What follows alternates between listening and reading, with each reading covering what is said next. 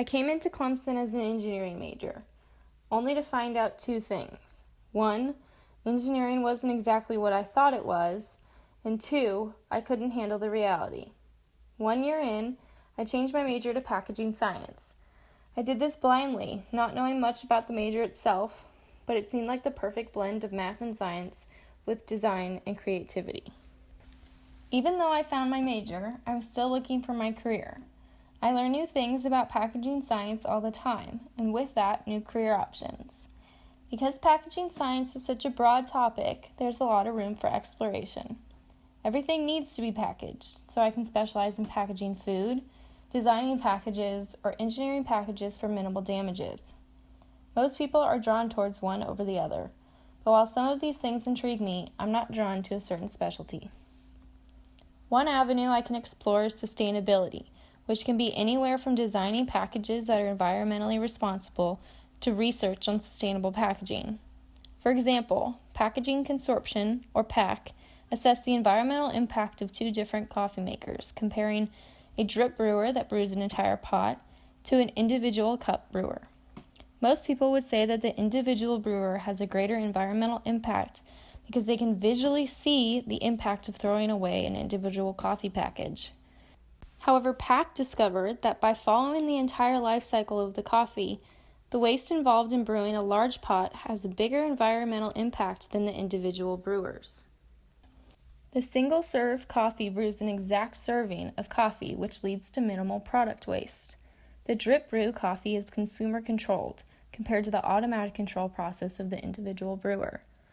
Because the drip brewer is controlled by the consumer, they are more likely to make more coffee than they actually drink.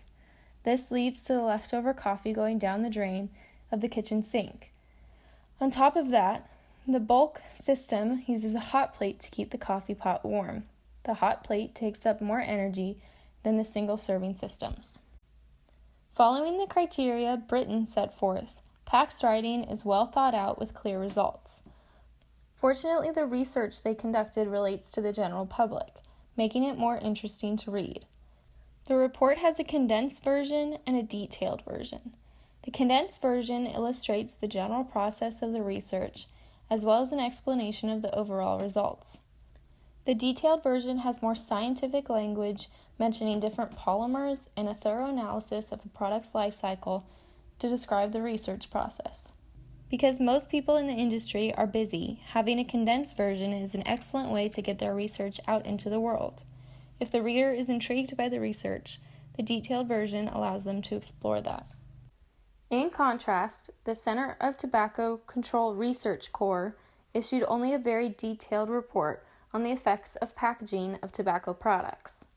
The 52-page report is very thorough, outlining the function of marketing with a package, highlighting those used for tobacco products, exploring the tobacco industry documents in respect to the tobacco packaging, summarizing the tobacco packaging trends in retail from recent years, and finally assessing the effect of tobacco packaging in a focus group.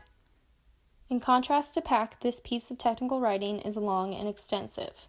The Cancer Research Company gave a full analysis of packaging tobacco, from the history of packaging to the improvements that can be made from the package to make it less appealing to the consumer.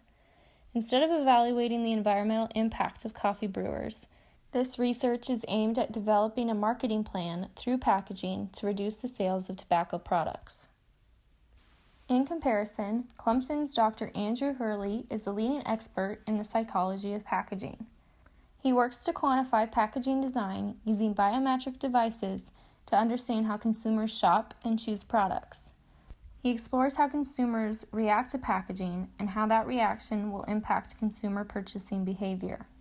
Using biometric devices, Dr. Hurley is able to track the consumer's eye movements and what they are attracted to the most. With this, he's able to evaluate how this will affect the purchasing decisions of the consumer. Dr. Hurley incorporates some of the same qualities in technical writing used by PAC and the Center of Tobacco Control Research Corps. However, unlike the research conducted on the tobacco products and PAC, the report includes pictures of the results along with a detailed analysis of the data. In this case, images are crucial to getting the overall message across because the data itself is based on visual analysis of the consumer, and because, as Dr. Hurley states, no one wants to read words. Dr. Hurley describes it as progressive disclosure, wherein you start with a high level of visual, satisfying 80% of people's needs, but allow the remaining 20% to be filled with actual numerical data. On top of this, Dr. Hurley includes a summary of the data collected on a cover sheet with a high amount of visuals, and has about 200 pages of more technical specific data. In this sense, it is similar to the research results of tobacco packaging, with the reports being more technical, using scientific language and complex mathematical data. While all of these options have great influence on culture, I cannot see myself conducting research like this. I do have an interest in exploring avenues for making coffee more accessible and eco-friendly, tobacco less accessible and more expensive, and the world a more visual place.